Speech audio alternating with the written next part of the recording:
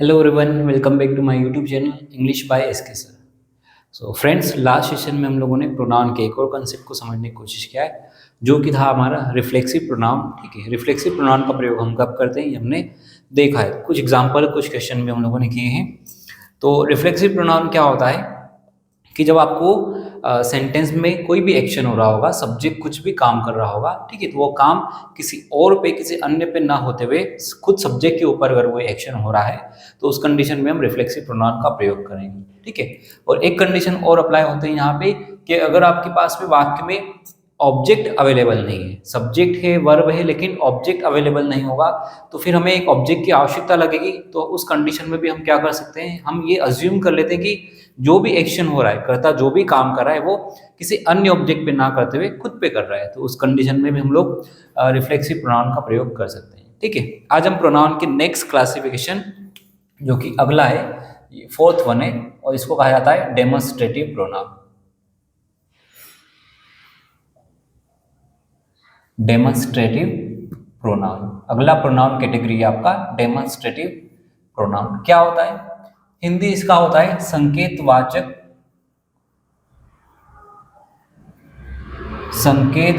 सर्वनाम। संकेतवाचक सर्वनाम, अब ये क्या होता है, ये क्या काम करते हैं? तो बेसिकली इनको हम समझ सकते हैं कि वे सर्वनाम या वे प्रोनाउन जो किसी ऑब्जेक्ट की ओर, कोई वस्तु है, कोई ऑब्जेक्ट है, उसकी ओर इशारा करते हैं, उसकी ओर संकेत करते हैं। तो हम लिख सकते हैं इसका डेफिनेशन,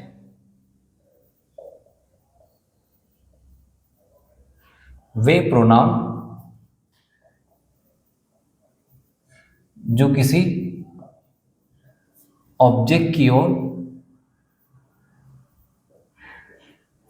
संकेत या इशारा, कुछ भी लिख सकते हैं आप, संकेत या इशारा करते हैं। ठीक है, वे प्रोनाउन जो हमें कोई भी वस्तु रखी हुई, कोई ऑब्जेक्ट है, चाहे वो पास में हो चाहे वो दूर हो, उसकी ओर इशारा करने का काम करते हैं।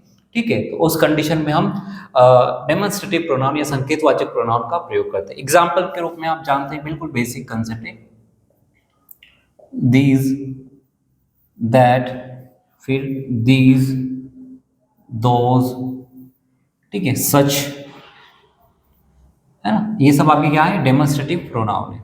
ये इशारा करने का काम करते हैं। जैसे हम कोई भी ऑब्जेक्ट रखा होगा, ठीक है, तो दिस इज माई पेन, है ना, तो हमने इशारा किया कि ये वाला जो पेन है यह मेरा है, दिस इज माई पेन। ठीक है, अब और भी हम दैट आर, या हम कहेंगे दैट इज माई बुक। ठीक है, कोई बुक दूर रखी हुई है और हम कहते हैं कि वह किताब मेरी है, तो दैट इज माई बुक। तो इस तरह से हम डेमोन्स्ट्रेटिव प्रोनाउन का प्रयोग करेंगे। ठीक है, अब इसमें थोड़ा सा स्टडी करने वाला क्या कंसेप्ट है, इसको हम समझने की कोशिश करेंगे कि जो ये शब्द हमने अभी देखे, दीज, दैट, फिर दीज, दोज, सच, सो, है ना, अनेक प्रकार के होते हैं। ठीक है, लेटर और फॉर्मर ये भी होते हैं। तो इनका प्रयोग हमें थोड़ा सा देखना होगा। इनका प्रयोग हम दो स्थिति में करते हैं, एक होता है आपका डेमोन्स्ट्रेटिव एडजेक्टिव,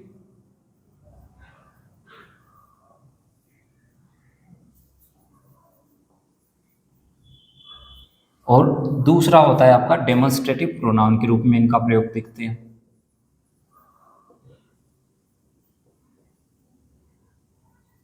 ठीक है, डेमोन्स्ट्रेटिव एडजेक्टिव के रूप में भी इनका प्रयोग देखेंगे और डेमोन्स्ट्रेटिव प्रोनाउन के रूप में भी इनका प्रयोग हमें देखने को मिलेगा। ठीक है, कैसे, इसको हम समझने की कोशिश करेंगे। ठीक है, पहले हम इनका कंसेप्ट समझ लेंगे, दीज और दैट का प्रयोग हम कब कब करते हैं। ठीक है, तो देखो, दीज जो होता है वो कोई वस्तु पास में है। ठीक है, कोई वस्तु पास में है तो एक वचन में हम दीज का प्रयोग करेंगे। ठीक है, और कोई वस्तु बहुवचन में है, ठीक है ना, तो हम लिख सकते हैं पास के लिए आपको क्या करना है, दीज और दीज का प्रयोग करना है। ये सिंगुलर में, ये प्लूरल में, हम यहाँ पे सिंगुलर प्लूरल ऐसे लिख सकते हैं। ठीक है, अगर कोई वस्तु आपके पास में नजदीक में रखी हुई है, तब आप एक वस्तु है तो फिर दिस का प्रयोग करेंगे, बहुत सारी वस्तुएं ऑब्जेक्ट है तो फिर दिस का प्रयोग करते हैं। वैसे ही दैट की बात हम करेंगे, दैट, और एक होता है आपका दोज, कोई वस्तु दूर के लिए होता है। ठीक है, इसका प्रयोग हम दूर के लिए करते हैं। कोई वस्तु दूर रखी हुई है तब हम दैट और दोस का प्रयोग करते हैं। अब जो दैट है वो एक वस्तु के लिए, सिंगुलर के लिए, और प्लूरल के लिए हम दोस का प्रयोग करते हैं। ठीक है, तो यहाँ पे हम कंडीशन इसको समझ सकते हैं। अब हम यहाँ पे क्या कर रहे हैं, डेमोन्स्ट्रेटिव एडजेक्टिव के रूप में इनका प्रयोग कर रहे हैं। अगर इनका प्रयोग हम डेमोन्स्ट्रेटिव एडजेक्टिव के रूप में करेंगे, दैट मीन्स हम एक बात क्लियर कह सकते हैं कि एडजेक्टिव का प्रयोग हम हमेशा किसी नाउन को क्वालिफाई करने के लिए करते हैं, ठीक है, किसी नाउन की क्वालिटी बताने के लिए करते हैं। मतलब कि इनके बाद में हमेशा आपको एक नाउन का प्रयोग करना होगा, ठीक है, बात समझ में आ रही है। जैसे कि ये ऑब्जेक्ट है, ये एक ऑब्जेक्ट है, पेन है ना। अब मैं कहता हूँ पेन है, क्या बात हो गई, सिंपल कहानी कर दी, पेन है, ठीक है। और इसी को अगर मैं अगर इस तरह से इसको क्वालिफाई करने की कोशिश करूंगा कि दिस इज माई पेन, ठीक है, कि ये वाली जो पेन है यह मेरी पेन है, यह वाली जो पेन है केवल यही वाली पेन मेरी है। तो दिस इज, तो यह पेन, तो दिस जो शब्द है उस पेन को क्वालिफाई कर रहा है, ठीक है, नाउन के बारे में क्वालिटी बता रही है, लेकिन पेन तो है, लेकिन ये वाली जो पेन है वो मेरी है। बात समझ में आ रही है। तो अगर हम किसी भी ऐसे ऑब्जेक्ट या नाउन के बारे में कोई इन्फॉर्मेशन ऐड कर देते हैं, कोई एक्स्ट्रा इन्फॉर्मेशन ऐड कर देंगे, तब वो एडजेक्टिव का काम करेगा, ठीक है। तो यहाँ से हम एक पॉइंट नोट कर सकते हैं कि हम डेमोन्स्ट्रेटिव एडजेक्टिव के बाद में हमेशा आपको नाउन का प्रयोग करना है। अब डेमोन्स्ट्रेटिव प्रोनाउन क्या होता है, तो यही शब्द का, इन्हीं शब्द का प्रयोग हम इसी वे में दीज और दीज, दैट और दोज, इसी स्वरूप में, वही कंसेप्ट में, ये दूर के लिए और ये पास के लिए, इनका प्रयोग हम जब डेमोन्स्ट्रेटिव प्रोनाउन के रूप में करेंगे, तो प्रोनाउन के रूप में अगर इनका प्रयोग करेंगे, दैट मीन्स हम नाउन को रिप्लेस करके ही प्रोनाउन का प्रयोग करते हैं। प्रोनाउन का प्रयोग हम लोग कब करते हैं, जब नाउन होगा, नाउन को हटा करके फिर प्रोनाउन का प्रयोग करेंगे। दैट मीन्स डेमोन्स्ट्रेटिव प्रोनाउन के बाद में कभी भी हम वापस से फिर नाउन का उपयोग नहीं करेंगे, वापस से फिर आपको नाउन का प्रयोग नहीं करना है। ओके, ये कहानी समझ में आ रही है आपको, ठीक है। क्या कहानी है कि अगर हम डेमोन्स्ट्रेटिव एडजेक्टिव का प्रयोग करेंगे तो उसके बाद तो हम नाउन का प्रयोग करना ही होगा, क्योंकि एडजेक्टिव हमेशा नाउन को क्वालिफाई करेगा, तो नाउन का होना अनिवार्य है, ठीक है। लेकिन अगर हम डेमोन्स्ट्रेटिव प्रोनाउन का प्रयोग करें तो फिर कहानी क्या हो रही है कि डेमोन्स्ट्रेटिव प्रोनाउन जो कि नाउन को हटा के हम प्रोनाउन का प्रयोग कर रहे हैं, तो वापस से फिर आपको नाउन लिखने की आवश्यकता नहीं होगी, ठीक है।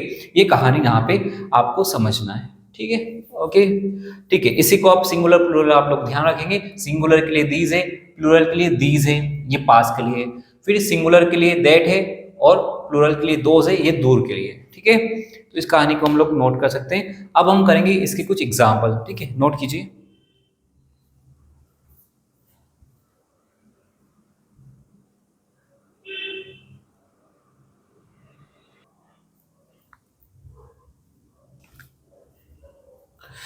ठीक है, आपके सामने कुछ क्वेश्चन है दीज और दैट को लेके, इनको करने की कोशिश करेंगे हम, ठीक है। शुरुआत करते हैं पहले वाले क्वेश्चन से। This types of books is useful, ठीक है। यहाँ पे क्या हो रहा है, this types of books is useful. अब यहाँ पे देखो एरर देखने की कोशिश करेंगे हम, तो यहाँ पे 2-3 एरर हम लोग देख सकते हैं, ठीक है। Error, this types of books is useful.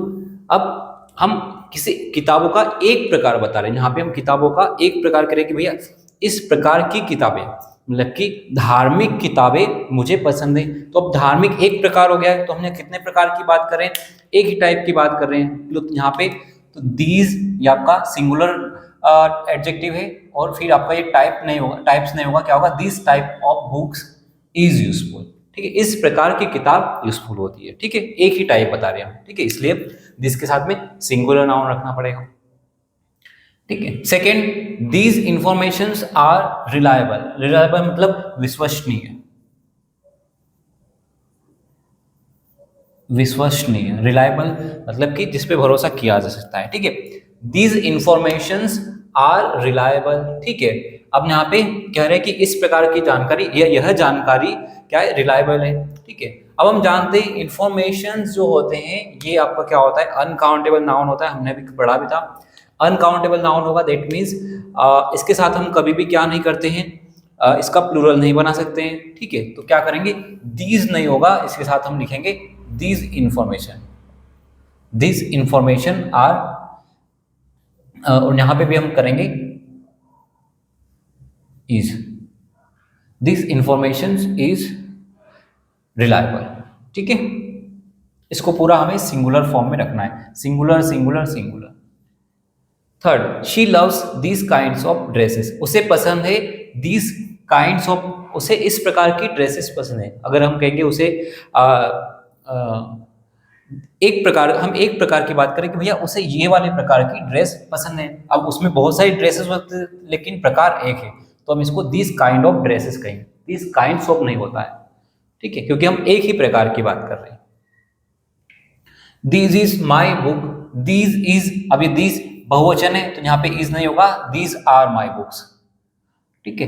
Those are, तो ये भी बहुवचन है इसलिए हेल्पिंग वर्ब भी प्लूरल है हमारा, दोज आर माई। अब ये नाउन यहाँ पे हमने, वे मेरे पेन है, वे सारे मेरे पेन है। अब पेन बहुवचन में लिख रहे हैं तो यहाँ पे इसको आपको एस करना पड़ेगा, दोज आर माई पेन्स,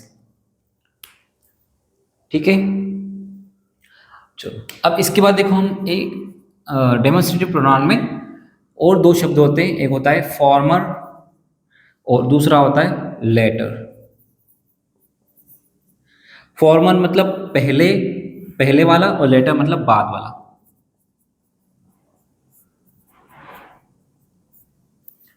ये भी इशारा करने के काम में लिया जाता है, बाद वाला। फॉर्मर मतलब पहले वाला, लेटर मतलब बाद वाला। अगर हम किन्हीं दो व्यक्ति या दो नाउन या दो ऑब्जेक्ट की बात करें, किन्हीं दो वस्तुओं की, दो व्यक्तियों की, या किसी दो नाउन की बात करें किसी वाक्य में, और फिर आगे के वाक्य में हम कहेंगे कि भैया फॉर्मर इज अ डॉक्टर, ठीक है, मतलब पहले वाला जो है वो डॉक्टर है और बाद वाला क्या है, इंजीनियर है। इस प्रकार से हम, तो फॉर्मर का प्रयोग हम पहले वाले नाउन के लिए करेंगे और लेटर का मतलब बाद वाले नाउन के लिए करेंगे, इशारा करने के लिए करते हैं। यहाँ पे हम एग्जाम्पल लिख सकते हैं, दो तीन एग्जाम्पल हम लोग कर सकते हैं, जैसे Riya and Shyam are friends,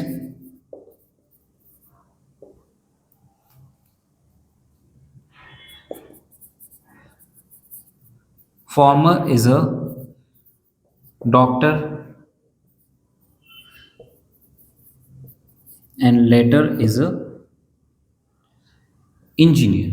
हम कुछ भी लिख सकते हैं, ठीक है। इस प्रकार से आपको वाक्य मिलेंगे जिसमें हम दो नाउन की बात करेंगे। यहाँ पे नाउन कितने हैं आपके पास में, रिया एंड श्याम, दो व्यक्ति की बात करें, दो नाउन है आपके, ठीक है, नाउन वन, नाउन टू, ठीक है, दोनों क्या है, दोस्त है। फिर हमने यहाँ पे लिखा है farmer is a doctor. Farmer मतलब पहले वाला, पहले वाला मतलब कि नाउन वन, नाउन वन मतलब कि डॉक्टर कौन है, रिया डॉक्टर है, and later is a engineer, ठीक है। लेटर मतलब बाद वाला, मतलब बाद वाला नाउन मतलब नाउन टू, नाउन टू क्या है इसमें आपका, श्याम, मतलब श्याम क्या है, इंजीनियर है, और जो है अपनी रिया है वो क्या है, डॉक्टर है, ठीक है। तो फॉर्मर और लेटर का यूज इस प्रकार से हम लोग देखेंगे।